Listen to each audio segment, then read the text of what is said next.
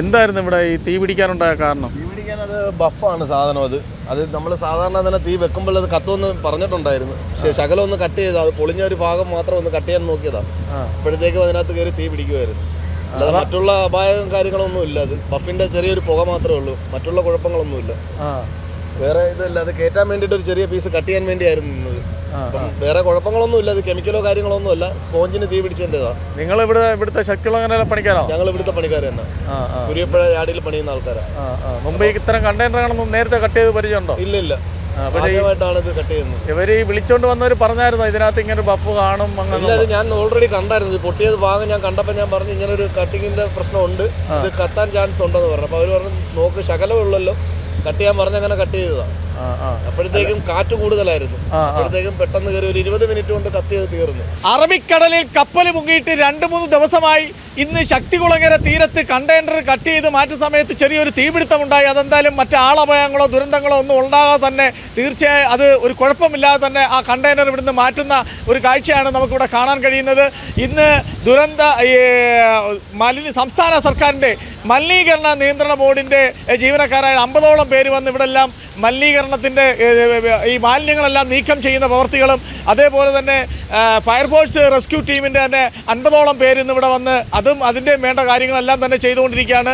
ഇന്ന് പക്ഷേ ഈ ഇവിടുത്തെ ശക്തികുളങ്ങരയിലുള്ള ഒരു യാർഡിലെ ജീവനക്കാരാണത് കണ്ടെയ്നർ കട്ട് ചെയ്തപ്പോൾ അതിൻ്റെ ഫോമിനകത്ത് പറ്റിയ ഒരു ചെറിയ ഒരു തീപിടുത്തമാണ്. കാറ്റടിച്ച് വളരെ രീതിയിൽ അത് വലിയ പുകയും പടർന്നെങ്കിലും നമ്മൾ കാഴ്ചക്കാരിൽ വലിയ അതിശയോക്തിയോടെ ഭീകരമായി കാഴ്ചയിൽ അനുഭവപ്പെട്ടെങ്കിലും യാതൊരുവിധ കുഴപ്പങ്ങളോ ബുദ്ധിമുട്ടുകളോ ആപത്തുകളോ ഇല്ലാതെ തന്നെ അത് വളരെ സുരക്ഷിതമായിട്ട് അവരത് മുറുക്കി മാറ്റുകയും ഇവിടുത്തെ കണ്ടെയ്നർ നീക്കം ചെയ്യുന്ന കാഴ്ചകളാണ് നമുക്ക് കാണാൻ കഴിയുന്നത്.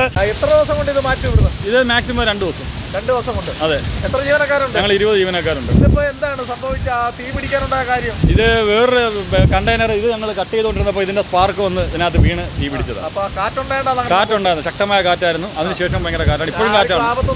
ആർക്കും ആപത്തൊന്നും എല്ലാം ഓൾറെഡി ഞങ്ങളെ കൺട്രോളായി. അതിനുശേഷമാണ് ഫയർഫോഴ്സ് വന്നപ്പോഴത്തേക്ക് ബാക്കി ഫുള്ളും ക്ലിയർ ആയി.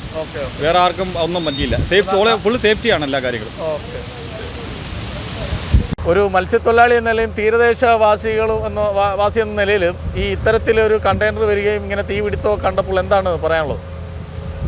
കണ്ടെയ്നർ വരുന്നത് ആരും പ്രതീക്ഷിച്ച ഒരു സംഭവമല്ല. എൻ്റെ ഓർമ്മയിൽ ഇത് കേരള തീരത്ത് തന്നെ അത് ആദ്യത്തെ സംഭവമാണ്.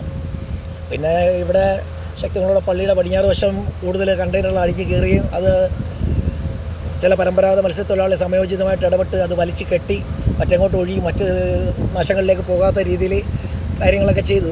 അത് വളരെ നന്നായിരുന്നു. പിന്നെ ഇന്ന് രാവിലെ ഇത് ഇവിടുന്ന് മുറിച്ച് നീക്കുന്നതിൻ്റെ ഭാഗമായിട്ട് വന്നപ്പോൾ പെട്ടെന്നൊരു തീപിടുത്തം ഉണ്ടായി. വലിയ പുക ഉയർന്നു. അത് നാടിനെ മുഴുവൻ പരിഭ്രാന്തിയിലാക്കി. ചെറിയ ആശങ്ക ഉണ്ടായി. ഇത് കെമിക്കൽ കത്തി ഉണ്ടാകുന്ന പുകയാണ്. ഇത് ശ്വസിച്ച് കഴിഞ്ഞാൽ പ്രശ്നമാണ് എന്നുള്ള രീതിയിലുള്ള കാര്യങ്ങളൊക്കെയാണ് പറഞ്ഞത്. അങ്ങനെ അപ്പോൾ തന്നെ സമയോചിതമായിട്ട് ഫയർഫോഴ്സും കാര്യങ്ങളൊക്കെ ആളുകളൊക്കെ ഇടപെട്ട് അത് നിയന്ത്രണ വിധേയമാക്കി. അതിനുശേഷം കുഴപ്പമില്ല. ഇപ്പോൾ ഇത് എല്ലാം ഒരു കഴിഞ്ഞ വിഷയമെന്ന് വേണമെങ്കിൽ പറയാം. ഇനിയുള്ള പ്രശ്നമെന്ന് പറയുന്നത് കഴിഞ്ഞാൽ മത്സ്യത്തൊഴിലാളികളും മത്സ്യബന്ധന മേഖലയിൽ നേരിടാൻ പോകുന്ന പ്രശ്നങ്ങളാണ് ഇതിൻ്റെ പരിണിത ഫലമായിട്ടുള്ളത്. അതിൽ മുഖ്യമായിട്ടും ഈ താഴ്ന്ന ഷിപ്പിലുള്ള കണ്ടെയ്നർ പല ഭാഗങ്ങളിലായി അഴിച്ചു കയറി. അത് കാലി കണ്ടെയ്നറുകളാണ്. നിറയുള്ള കണ്ടെയ്നറുകൾ, നിറഞ്ഞ കണ്ടെയ്നറുകൾ കടലിൻ്റെ പല ഭാഗങ്ങളിലും താന്നിരിപ്പുണ്ട്. അതിലെന്തൊക്കെയാണ് ഇരിക്കുന്നതെന്നുള്ളതൊക്കെ വിവരങ്ങൾ പുറത്തു വന്നെങ്കിലും അതൊന്നും അവിടുന്ന് നീക്കം ചെയ്യാതെ സുഗമമായ ഒരു മത്സ്യബന്ധനം മേഖലയിൽ നടക്കുമെന്ന് തോന്നുന്നില്ല. അതിൻ്റെ മുഖ്യമായ കാരണമെന്ന് പറഞ്ഞു കഴിഞ്ഞാൽ ഇവിടുത്തെ കൂടുതലും ഈ മത്സ്യബന്ധന മേഖല ആശ്രയിച്ചിരിക്കുന്നത് ട്രോളിംഗ് ബോട്ടുകളാണ്. ബോട്ടുകൾ ട്രോളി ചെയ്യുന്ന സമയത്ത് ഈ കടലിൻ്റെ അടിത്തട്ടിൽ ഇരിക്കുന്ന ഈ കണ്ടെയ്നറുകളിൽ വലയും ബോർഡ് മുടക്കിയാൽ ഉണ്ടാകുന്ന കാര്യങ്ങൾ സോഷ്യൽ മീഡിയയോ ഈ കഴിഞ്ഞ പലരും അതിൻ്റെ പരിണിത ഫലങ്ങൾ പറഞ്ഞ കാര്യമാണ്. എന്നിരുന്നാൽ തന്നെയും ഇതിനെതിരെ സർക്കാരിൻ്റെ ഭാഗത്തു നിന്ന് എന്ത് ചെയ്യാൻ പറ്റും, അത് അവിടെ നിന്ന് എടുക്കാൻ പറ്റുമോ?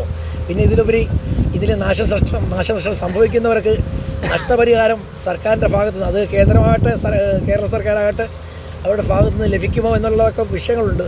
അതിലുപരി കഴിഞ്ഞ 2 ദിവസമായിട്ട് ഈ ചെറുകിട മത്സ്യബന്ധന മേഖല ഒന്നടങ്കം ഒരു വലിയ ആശങ്കയിലാണ്. ഒരു തെറ്റായ വാർത്ത ഇവിടെ പ്രചരിക്കുകയുണ്ടായി. ഇനി മുതൽ കൊല്ലം തീരത്ത് നിന്ന് ലഭിക്കുന്ന മത്സ്യത്തിന് വിഷാംശം ഉണ്ടാകും, അതാരും ഭക്ഷിക്കരുതെന്ന് പറഞ്ഞിട്ട്.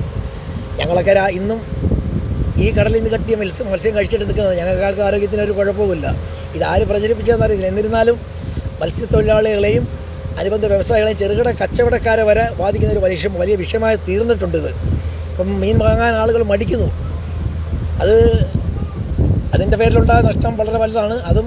അത് കൂടുതൽ ബാധിച്ചിരിക്കുന്ന ചെറുകിട കച്ചവടക്കാരെയാണ്. ഇതെല്ലാം ഒരു മത്സ്യത്തൊഴിലാളിക്കും മത്സ്യബന്ധന സമൂഹത്തിനും ഒരു വലിയ നഷ്ടമായിട്ടാണ് ഈ പ്രശ്നം ഇപ്പോൾ നിലവിൽ മാറിയിരിക്കുന്നത്.